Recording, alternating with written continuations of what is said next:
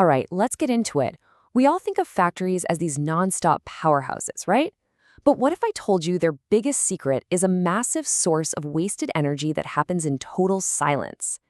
Today, we're going to look at this hidden problem and an incredibly smart way to fix it. I mean, just think about it for a second. The device you're watching this on, the chair you're sitting in, pretty much everything we use is born on a factory floor. These places are the absolute backbone of our modern world, buzzing with machines working day in and day out.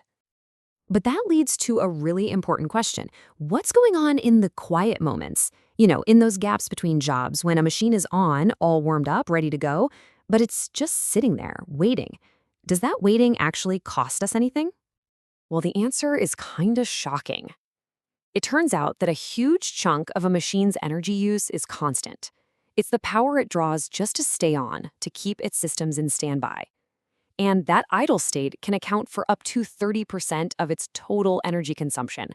It's basically like leaving your car idling in the driveway for a third of the day every single day. Just pure waste. So what do you do about a problem like that? I mean, you can't just run around flipping switches off. No, the solution has to be way more clever. This is where we get into the idea of a smart switch, an intelligent policy designed specifically to hunt down and eliminate this waste. So what exactly is a switch-off policy? Think of it like a brain for the machine's power button. It's a simple set of rules, an algorithm, that's constantly asking itself, should I power down right now and save energy, or do I need to stay on because a big job is right around the corner? It's all about making that call at the perfect moment. And the logic behind it is actually pretty straightforward. First, its default setting is always off. It's designed to save energy from the get-go. But then it wakes up and checks two things. One, is energy super cheap right now? Okay, turn on. Two, is there a big pile of work waiting for me? If the workload is high, turn on. It's this constant, simple balancing act between saving money and getting the job done. Okay, now this is where it gets really cool, because it turns out not all workload is the same. The truly smart policies don't just see what's right in front of them, they have the ability to see what's coming. And that difference is everything. So on one side, you've got what's called direct workload. This is a very limited view. The machine can only see the parts that are literally in its own personal waiting line. That's it. But on the other side, you have indirect workload. And this is the game changer. This is the big picture view. The machine is aware of all the parts moving through the entire factory that are eventually headed its way. And here's the perfect analogy for it. A machine that only sees direct workload, that's like a barista seeing just one customer at the counter and thinking, hey, maybe it's time for a quick break. But the machine that sees the indirect workload, that's the barista who happens to glance out the window and sees a giant tour bus pulling into the parking lot. They know it's time to fire up all the machines and get ready for a serious rush. So, to figure out which of these strategies was actually better, researchers decided to stage a kind of digital competition. They created a virtual copy of a factory, a digital twin, and ran a massive, year-long simulation, pitting these different switch-off policies against each other to see which one came out on top. So 4 main strategies entered the ring. You had 2 that used that short-sighted direct workload view, one that checked every so often and one that was checking constantly. And then you had the other 2 that used that powerful, big-picture indirect view, again with both a periodic and a continuous checking version. And this was the ultimate challenge, right? It's really easy to save energy if you just shut everything down, but then you don't have a factory, you have a museum. The real trick, the goal here, is to find that perfect sweet spot, getting the biggest energy savings possible with the smallest possible hit to your factory's overall speed and performance. So, how did they do?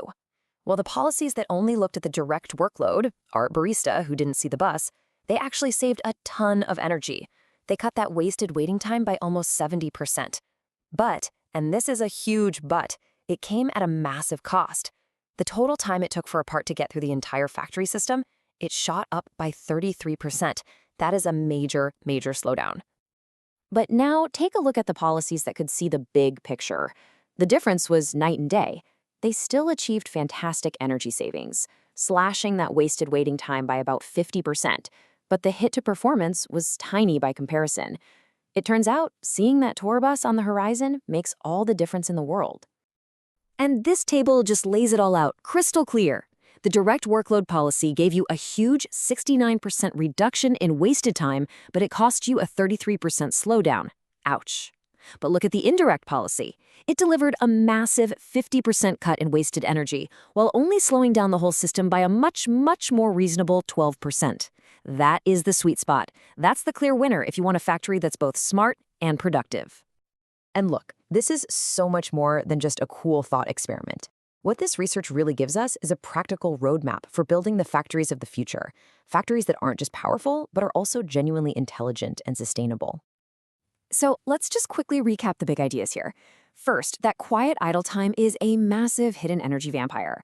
Second, these smart policies can cut that waste by more than half, which is huge. Third, the secret sauce is that system-wide awareness. You got to see the whole tour bus, not just the one person in line. And finally, these smart systems actually shine the brightest when things are chaotic and unpredictable, which, let's be honest, is exactly when you need them most. When you put it all together, what you're really looking at is a blueprint. It's a plan for making our entire manufacturing sector more flexible, tougher in the face of disruption, and a whole lot better for the planet. It's really about working smarter, not just harder. And that kind of leaves us with one last big question to think about. If we can apply this kind of intelligence to something as complicated as a factory floor, what other parts of our world are just sitting there, quietly idling, wasting energy? Think about it. From office buildings to entire city power grids, where else is there a smart switch just waiting for us to flip it?